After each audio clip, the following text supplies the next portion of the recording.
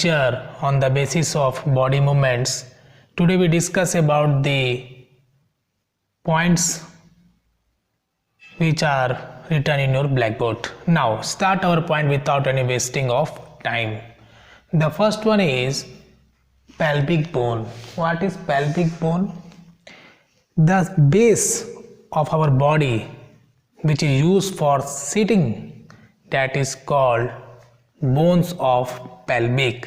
जो बोन्स बैठने के लिए इस्तेमाल होता है हमारे बॉडी में, उसको हम लोग pelvic bone बोलते हैं. The enclosed portion of our body below the stomach, part you sit on called pelvic bone. Part you sit on, उसको हम लोग क्या बोलते हैं? pelvic bone बोलते हैं. आप फिगर में भी देख सकते हैं pelvic bone को students. Now we discuss the second point, that is skull. Skull means होता है खोपड़ी, जिसको हम लोग बोलते हैं खोपड़ी. आप स्कल का भी इमेज देख सकते हैं. आप इमेज के द्वारा पूरी तरह से आपको कॉन्सेप्ट क्लियर हो रहा होगा कि स्कल किसको बोला जाता है. Now we discuss the points which are written in our black board, that is made of many bones. Skull is made of many bones joined together. बहुत सारे बोन से बना होता है और एक दूसरे से ज्वाइंट रहता है, एक दूसरे से जुड़ा हुआ रहता है. It encloses and protect a very important part of the body called brain. It encloses and protect a very important part of the body called brain. देखिए स्टूडेंट्स, जो स्कल होता है हमारे बॉडी का, वो हमारे बोन्स को किसके बोन्स को? तो ब्रेन के. मीन्स कहने का मतलब ये है कि जो ब्रेन है उसको ये प्रोटेक्ट करता है. कौन प्रोटेक्ट करता है स्टूडेंट्स? तो स्कल जो है प्रोटेक्ट करता है. Now we discuss the other point, that is muscles. देखिए स्टूडेंट्स, हम लोगों ने ब्रेन के बारे में बात किया, तो ब्रेन के बारे में एक बात मैं आपको बता दूं कि ब्रेन जो है हमारे बॉडी का काफ़ी नाजुक पार्ट है और इसके बहुत सारे पार्ट्स हम लोग क्लास 10th में पढ़ेंगे, जिसमें हाइपोथैलेमस, सेरिबेलम, सेरिब्रम और काफ़ी पार्ट्स ब्रेन में पाए जाते हैं. और इन सभी पार्ट्स का हम स्टडी आगे क्लास में हमें देखने को मिलेगा जब हम क्लास 10th में चले जाएंगे. स्टूडेंट्स, जब आप क्लास 10th में जाओगे तो आपको इसके बारे में बहुत ही अच्छे से पढ़ने को मिलेगा, जिससे मैं आपको कुछ हिंट दे देता हूँ. जैसे आपका हाइपोथैलेमस,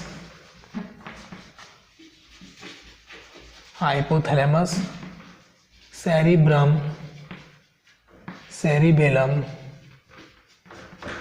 ये आप लिख सकते हैं, ये ब्रेन के पार्ट्स हैं. ठीक है स्टूडेंट्स.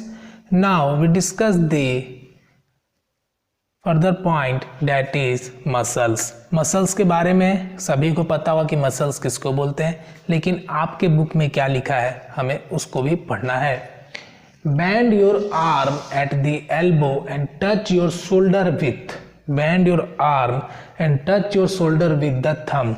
स्टूडेंट्स बोलता है कि बेंड कर लीजिए अपने आर्म को और touch your shoulder with your thumb से टच करने बोलता है. The swollen region inside your upper arm. Student, जो सोलन रीजन बोलता है, देखिए ये जो मैं टच करता हूँ तो ये सोलन रीजन जो है, ये जो रीजन है इसको क्या बोलते हैं स्टूडेंट्स? मसल्स बोलते हैं. तो आपको ये पता होगा तो इसको क्या बोलते हैं स्टूडेंट्स? मसल्स बोलते हैं. The muscle bulked due to contraction. The muscles bulk due to contraction. देखिए स्टूडेंट, कॉन्ट्रैक्शन किसको बोलते हैं? जैसे ये मैं ऐसे ही करता हूँ तो ये कॉन्ट्रैक्ट होता है, तो ये जो कॉन्ट्रैक्ट होता है तो ये फूलता है. यहाँ पे ये जो मसल्स निकल आया, बल्क्ड हो गया, फूला हुआ पोर्शन है. कॉन्ट्रैक्ट मतलब होता है सिकुड़ने से, तो ये कॉन्ट्रैक्ट हो रहा है, ये हाथ होकर यहाँ पे कॉन्ट्रैक्ट हो रहा है और ये बल्क निकल रहा है यहाँ पे मसल्स का, तो हम लोग इसको क्या बोलते हैं? मसल्स बोलते हैं. बल्क्ड आउट, निकला हुआ part is called muscles. Now we discuss the other point, that is earthworm. Earthworm के बारे में आप लोगों ने पहले भी पढ़ा होगा कि अर्थवर्म क्या होता है. स्टूडेंट्स, अर्थवर्म तो आपने देखा ही होगा, काफ़ी नॉर्मल है. जब रेनी सीजन होता है तो काफ़ी मात्रा में हमें देखने को मिलता है. अर्थवर्म के बारे में कि is able to move easily on a hard slippery surface.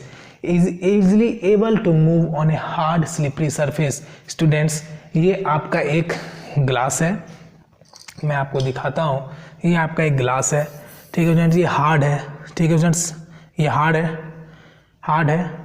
है, बिल्कुल हार्ड है, लेकिन गिरने के बाद ये वैसे ही बिल्कुल टूट जाता है।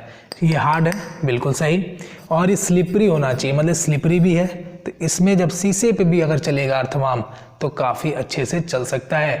और अगर रॉक्स है, मतलब प्लास्टर अच्छे से किया हुआ है, स्मूथ प्लास्टर है, टाइल्स है, उसमें भी आसानी से वो चल सकता है।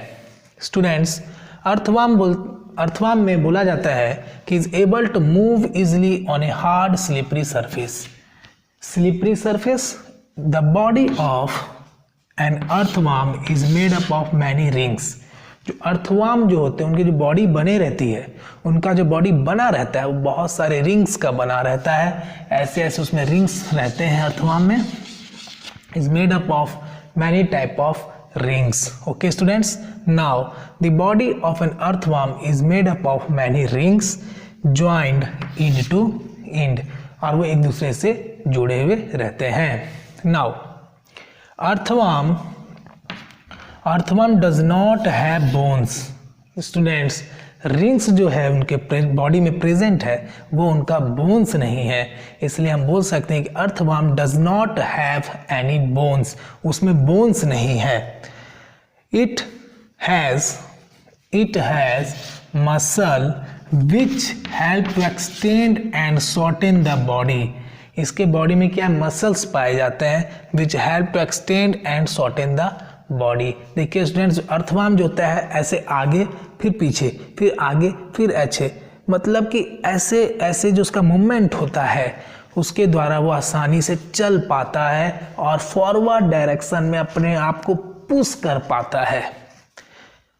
Earthworm does not have any bones, उसमें बोन्स नहीं प्रेजेंट होता है, स्लिपरी में चल पाता है, हार्ड सरफेस में नहीं चल पाता है। और एक इंपॉर्टेंट बात जो यहाँ पे नहीं लिखा हुआ है, वो अपने स्किन के द्वारा सांस लेता है, वो अपने स्किन के द्वारा सांस लेता है। मतलब respiration takes place in earthworm by their skin.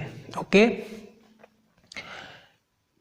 it has muscle which help to extend and shorten the body, means earthworm extend, shorten, और वैसे ऐसे करके फिर चलता है। This makes it move forward by a small distance. The body release slimy substance to help the movement. और जैसे वो आगे की तरफ चलता है और आसानी से चलते जाता है तो उसके बॉडी के द्वारा the body of an earthworm release slippery substance, slimy substance, चिपचिपा पदार्थ, गम लाइक सब्सटेंस रिलीज होता है टू हेल्प द मूवमेंट, ताकि वह आसानी से मूवमेंट कर सके। नाउ आप अर्थवर्म की फिगर भी देख सकते हैं कि इसी के बारे में हम लोगों ने डिस्कस किया कि इसके पास बोन्स नहीं है, ये स्लिपरी सब्सटेंस में चल सकता है, इसके द्वारा स्लिपरी सब्सटेंस रिलीज होता है, स्मूथ सरफेस में चलेगा और स्किन के द्वारा सांस लेगा। इतने सारे कैरेक्टरिस्टिक्स हम लोगों ने इनके बारे में पढ़ा, that is called earthworm. Now next we discuss the snail. What is snail? Students, snail क्या होता है पढ़ेंगे। The outer skeleton of the snail is called cell. तो outer skeleton होते हैं जो उठे हुए पार्ट है उसको हम लोग सेल बोलते हैं। उसका कोई रोल नहीं है, आप फिगर में भी देख सकते हैं। जो आपका स्नेल का डायग्राम है उसको आप देखिए, जो उसके ऊपर वाले पोर्शंस हैं वो आपको क्या लग रहा है, कुछ है क्या? है जरूर, लेकिन उसका कोई रोल नहीं है, बॉडी में उसका कोई रोल नहीं है। जैसे हम लोग गधा को देखते हैं ना, सामान ढोते चलता है ना, उसके पीठ पे रख देते हैं गधे के तो वो सामान को लेके जाता है, उसी प्रकार स्नेल के पीठ में ऐसे लगता है किसी ने सामान रख दिया और वो एक जगह से दूसरी जगह को जा रहा है। The outer skeleton of the snail is called cell. और वो जो उठा हुआ पार्ट है, उठा हुआ जो पार्ट है उसको हम लोग क्या बोलते हैं? सेल बोलते हैं। But it is not made of bones and does not help in moving from place to place. जो उठा हुआ भाग है, सेल का जो उठा हुआ भाग है, वो उसको चलने में मदद नहीं करता है और वो बोन्स का ही बना हुआ नहीं है। It is not made of bones and does not help in moving from place to place. वो बोन्स का भी बना हुआ नहीं है और उसको वो एक जगह से दूसरी जगह चलने के लिए भी मदद नहीं करता है। तो अभी तक हम लोगों ने पढ़ाई किया cell, earthworm, pelvic bone and muscles, और भी हम आगे डिस्कस करेंगे।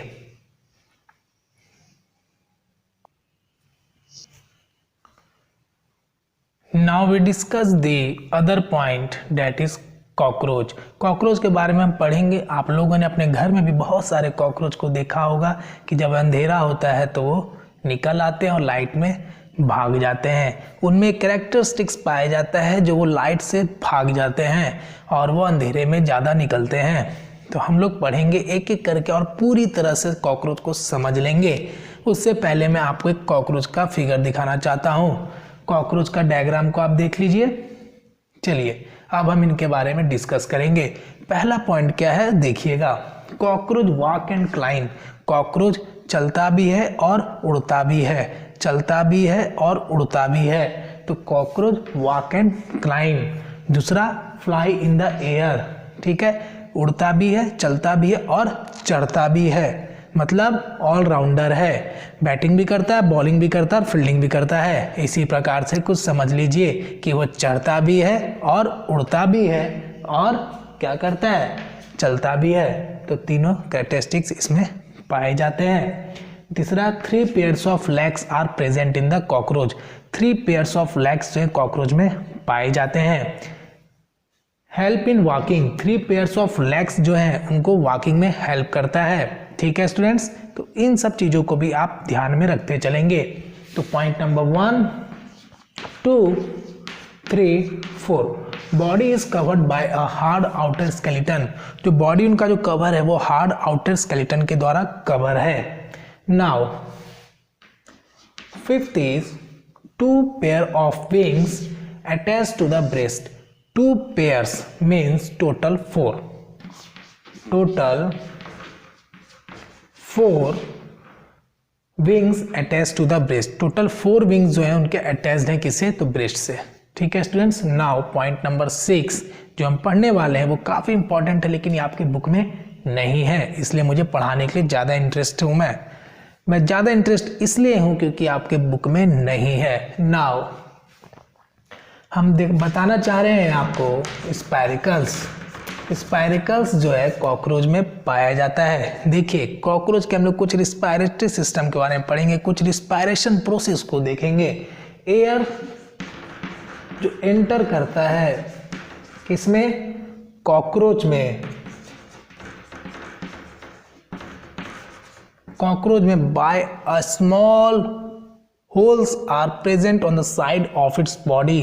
ठीक है, तो स्मॉल होल्स जो पाए जाते हैं उसके बॉडी में उसको हम लोग क्या बोलते हैं, spiracles. Air enters cockroach through spiracles. Spiracles क्या होता है स्टूडेंट्स, तो small holes are present on the side of its body, on the side of its body। तो स्टूडेंट्स पहले हम लोगों ने पढ़ा स्पाइरिकल्स, इन सबको आप कॉपी में लिखेंगे। उसके बाद ट्रैकिया, उसके बाद किस में आता है स्टूडेंट्स, ट्रैकिया में जाता है। ट्रैकिया क्या है, तो आपका एक एयर ट्यूब्स बोल सकते हैं। ट्रैकिया के द्वारा फिर किस में जाता है, सेल्स में जाता है, बॉडी सेल्स में। ठीक है स्टूडेंट्स, फिर वो पूरे बॉडी में फैल जाता है। और रिलीज कैसे करता है, CO2 कैसे रिलीज होता है वो भी पढ़ेंगे। तो CO2 जो रिलीज होता है वो ठीक इसके अपोजिट होता है। तो पहले आता है आपका बॉडी सेल्स, बॉडी सेल से जाता है ट्रैकिया, ट्रैकिया से जाता है किसमें, स्पाइरिकल्स में। ट्रैकिया में किस में जाता है? तो स्पाइरिकल्स में जाता है। ठीक है स्टूडेंट्स, तो ये हो गया इसका अपोजिट। ठीक है स्टूडेंट्स, तो हम लोग ने अपने बारे में भी पढ़ेंगे आगे क्लास में, लेकिन कॉकरोच का डिस्कशन, तो कॉकरोच के बारे में कुछ अधिक जानकारी साइंस को और भी इंटरेस्ट बना देता है। तो हम लोगों ने पढ़ा air enters in a cockroach through spiracles. Spiracle is a small hole present on the side of its body. आपने ऐसे उसके देखे होंगे, साइड से ऐसे निकले रहते हैं मूंछ, तो यहाँ पे क्या होता है? छोटे छोटे होल्स पाए जाते हैं। ठीक है, तो CO2 इसको एंटीना बोलते हैं, लेकिन मैं आपको समझाने के लिए बोल रहा हूँ, ऐसे नहीं निकला रहता है बटरफ्लाई की तरह। नाउ CO2 कैसे रिलीज होता है कॉकरोच की बॉडी से? तो बॉडी सेल से जाता है, बॉडी सेल से ट्रैकिया आता है, ट्रैकिया से फिर स्पाइरिकल्स, और स्पाइरिकल से फिर कहाँ? हमारे इन्वायरमेंट मतलब एटमॉस्फेयर में निकल आता है। ठीक है, तो हम लोगों ने अभी तक पढ़ाई किया कॉकरोच के बारे में, और भी आगे डिस्कस करेंगे, बहुत सारी चीज़ों को सीखते हुए चलेंगे।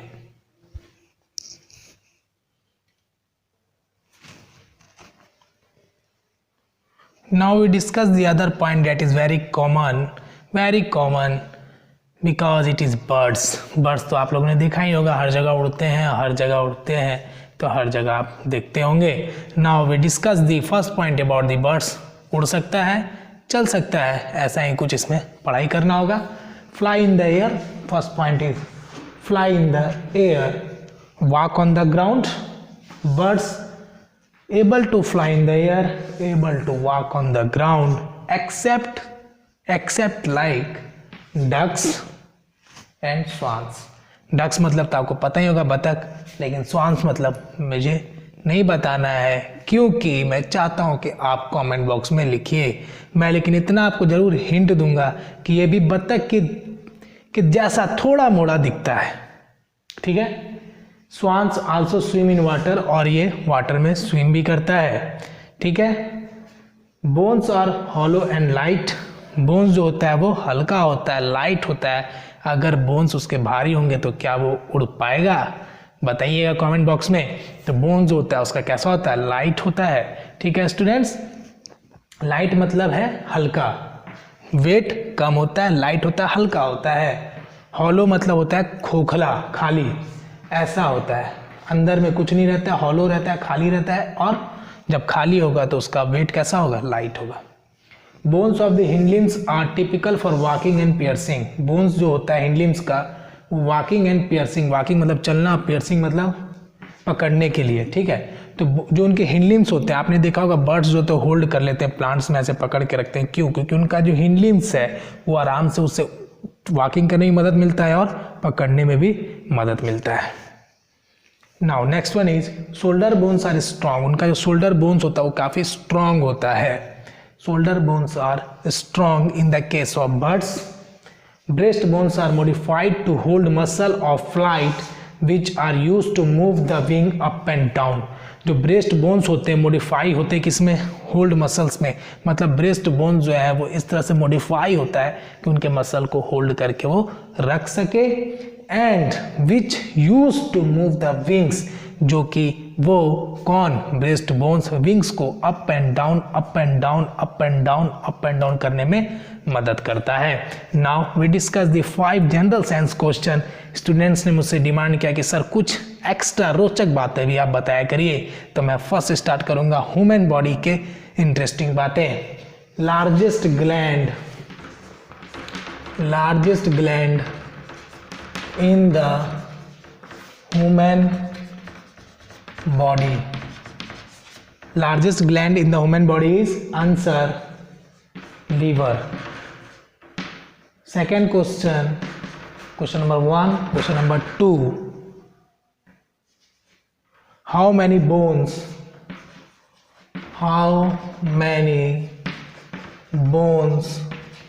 are present in human body?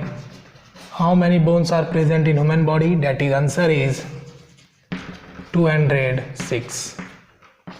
Question number 3. How many bones are present in our face? How many bones are present in our face?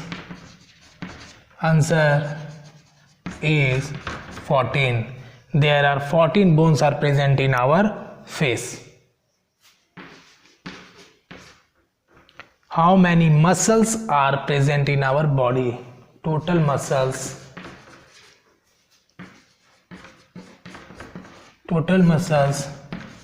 present in our body. Total muscles present in our body. Answer is 639. Okay students, now question number 5.